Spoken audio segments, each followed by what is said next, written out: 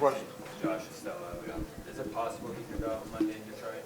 I have no idea. And he had fallen out of the rotation in the period before he got hurt. Then when he does get back eventually, like what sort of things are you looking for from him to break back into things? Was there any kind of points of improvement you were looking for? I just keep getting better.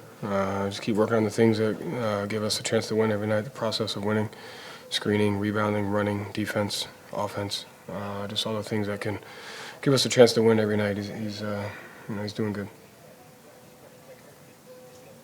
Joe, I wanted to ask you a question about Luka Garza. One of the concerns about him coming out of college was he wouldn't have the foot speed to be in the NBA. How has he been able to overcome that weakness and become such a useful player? Yeah, I mean, he works really hard. So I think if there's ever someone ever tells him that he can't do something, he's probably going to work as hard as he can to make sure that gets fixed. And so it's just who he is. So he's got a particular skill set. His ability to shoot the ball, his ability to score, his ability to rebound. Has a great knack for getting in traffic rebounds, which I think is something that's hard to do. And he works at the things that he's not great at, consistently. So he's been really good for us, and he's got to continue to get better. What makes someone a good screener in your system? Like, the numbers you look at for that? Is it just kind of looking at it on film, like for him and Nevy this year? Like, what is man? Yeah, you got to know the coverage that they're in. The ball handler coverage, the big man's coverage. You have to know the particular screen that you have to set versus that coverage.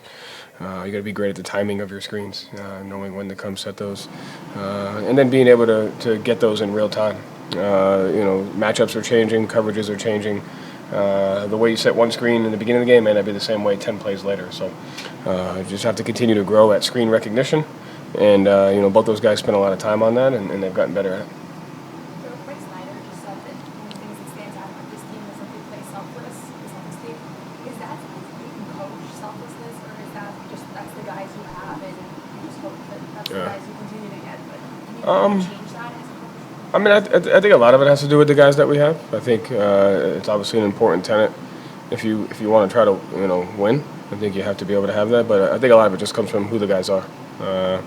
Who the guys are, they all care about winning, they all care about each other, and it says more about them than anything else. Joe, you're at the halfway point of your season right now. Do you use that as a checkpoint to see whether or not the team has met your expectations, exceeded them?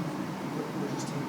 I mean, not really halfway. I mean, I think you just try to do it throughout the season, whether it's just depending upon how the season's going. I think the schedule presents so many opportunities to put together small pockets, whether it's a 5, a 3, a 10, 15, where you want to be. So just kind of taking the information from how the season has gone, and you kind of figure out where you are. And you obviously there's stuff that you want to be better at, you want to be great at the entire season, but there's always stuff that you're doing better at in pockets. There's stuff that slips, and so you got to bring it back. And so just constant retrieval practice, to the things that matter most over the course of 82.